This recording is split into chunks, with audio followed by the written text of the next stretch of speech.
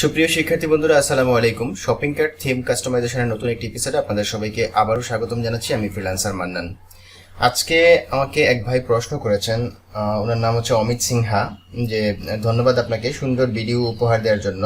আমার একটা অনুরোধ হলো, কার্ট পেজ এবং চেকআউট পেজ হতে মেটা অংশ কিভাবে বাদ দিতে হবে এর একটি ভিডিও দিলে উপকৃত হব।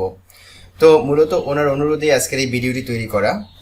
অনেকেই আছেন যারা কিনা শপিং কার্ট থিম নিয়ে কাজ করতেছেন, অথবা শপিং কার্ট থিম দিয়ে আপনি নিজের ওয়েবসাইট বা অনলাইন স্টোর ক্রিয়েট করতেছেন। তারা হয়তো এই প্রবলেমটা ফেস করছেন। যারা এই প্রবলেমটা ফেস করছেন, কিভাবে এটা সমাধান করবেন এবং কিভাবে এই মেটা ডাটাগুলো এখান থেকে সরাবেন অথবা নতুন কিছু এখানে অ্যাড করবেন, সেই বিষয়টা আজকের এই ভিডিওতে আমি দেখানোর চেষ্টা করব। আশা করি শুরু থেকে শেষ পর্যন্ত দেখবেন, খুবই ছোট্ট একটি ভিডিও হবে। আর আমার চ্যানেলে যদি আপনি একেবারে নতুন দর্শক হয়ে থাকেন, তাহলে অবশ্যই চ্যানেলটিকে সাবস্ক্রাইব করে দিবেন, পাশে থাকা বেল বাটনটি প্রেস করতে ভুলবেন না।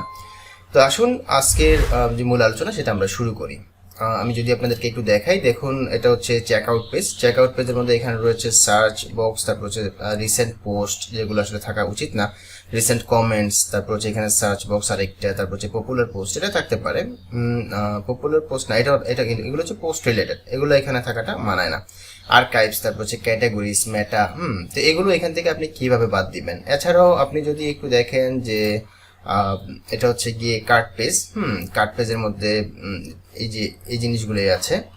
এরপর আদার্স, যেমন কন্ট্যাক্ট আস পেজে যদি একটু যাই, দেখুন এখানে আর্কাইভস, ক্যাটাগরিজ এবং কন্ট্যাক্ট ইনফোটা থাকতে পারে, কিন্তু আর্কাইভ ক্যাটাগরিজটা থাকাটা মানায় না।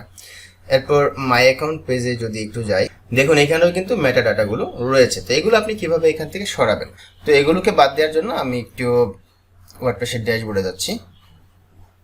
ড্যাশবোর্ডে আসার পর এখান থেকে যাবেন এপিয়ারেন্স থেকে যাবেন হচ্ছে উইজেটসে। দেখুন যে উইজেটসে ক্লিক করছি।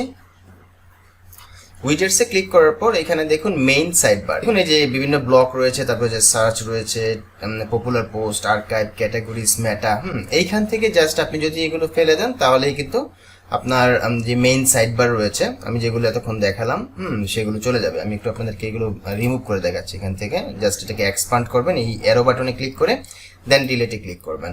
এরপর এই যে এখানে আমি সবগুলি এখান থেকে ডিলিট করে দিচ্ছি। সার্চটা থাকুক, আচ্ছা। তারপর হচ্ছে টপ পোস্ট, এটা রাখবো না। দেন আর্কাইভস, এটাও রাখবো না। তারপর হচ্ছে ক্যাটাগরিজ, এটাও রাখবো না। তারপর হচ্ছে মেটা, এটাও রাখছি না। তো জাস্ট আমি এগুলো সবগুলো ডিলিট করে আমি আপনাদেরকে জাস্ট ডিলিট করলেই হয়ে যাবে, এখানে কোনো সেভ করার কোনো বিষয় নাই। এরপর আমি একটু যাচ্ছি, এখানে যাওয়ার পর ধরুন আমি একটা প্রোডাক্ট ওপেন করছি। ওপেন করার পর দেন অ্যাড টু কার্টে ক্লিক করছি। অ্যাড টু কার্টে ভিউ কার্টে যাচ্ছি। দেখুন এই যে মেইন সাইডবারে হচ্ছে, এটা মেইন সাইডবারের মধ্যে এখন শুধু সার্চ ছাড়া আর কোনো অপশন নাই, কারণ আমি এগুলো অলরেডি ডিলিট করে দিয়েছি। তো দেখুন এই যে কার্ট পেজ এবং চেকআউট পেজ, ঠিক আছে, দুইটা পেজের মধ্যে থেকে কিন্তু মেটা ডাটাগুলো অলরেডি চলে গেছে। আপনি যদি এখানে আর কোনো ডাটা যুক্ত করতে চান, তাহলে সেটা কিভাবে করবেন। এটা করার জন্য জাস্ট আপনি এখান থেকে কোন ডাটাটা যুক্ত করতে চান সেটা আপনি এখান থেকে ধরাই দিবেন, ঠিক আছে। তো ধরুন আপনি এখান থেকে ধরাই দিবেন হচ্ছে প্রোডাক্ট ক্যাটাগরিজ। এই যে মেইন সাইড বার, এটা সিলেক্ট করাই আছে। জাস্ট আপনি নিচের দিকে যাবেন, গিয়ে অ্যাড উইজেটে ক্লিক করবেন।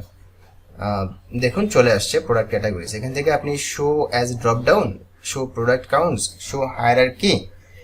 তো আমি এখানে শো প্রোডাক্ট কাউন্টস সিলেক্ট করলাম এবং এটা চেকমার্কটা উঠিয়ে দিলাম। দেন সেভে ক্লিক করছি। সেভে ক্লিক করার পর এখন যদি আমি চেকআউট পেজটাকে এখানে রিফ্রেশ করি, দেখুন এই যে প্রোডাক্ট ক্যাটাগরিজ চলে আসছে।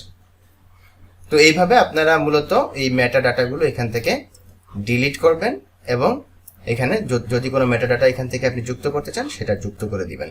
এরপর যদি আমি এখানে আপনাদেরকে আরো একটা কিছু দেখি, সেটা হচ্ছে WooCommerce সাইডবার। দেখুন WooCommerce সাইডবারের মধ্যে রয়েছে product categories, archive, active product filters, তারপর হচ্ছে ফিল্টার প্রোডাক্টস বাই প্রাইস, তারপর হচ্ছে product list, product tags cloud. তো আপনি যদি এখান থেকে প্রোডাক্ট ট্যাক্স ক্লাউডটা বাদ দিতে চান, জাস্ট এখান থেকে ডিলিট করে দিবেন, ঠিক আছে।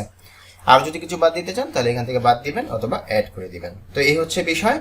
তো আজকের ভিডিওটি এতটুকুই। আশা করি ভিডিওটি ভালো লেগেছে। যদি ভালো লেগে থাকে তাহলে অবশ্যই একটি লাইক দিবেন। আর আমার চ্যানেলে যদি আপনি নতুন দর্শক হয়ে থাকেন, তাহলে অবশ্যই চ্যানেলটিকে সাবস্ক্রাইব করে দিবেন, পাশে থাকা বেল বাটনটি প্রেস করতে ভুলবেন না। শেয়ার করে অন্যদেরকেও ভিডিওটি দেখার সুযোগ করে দিবেন। তো ভালো থাকবেন, সুস্থ থাকবেন। আগামীতে নতুন কোনো বিষয় নিয়ে হাজির হব সেই প্রত্যাশায় এখানেই বিদায় নিচ্ছি। আল্লাহ হাফেজ। ধন্যবাদ সবাইকে।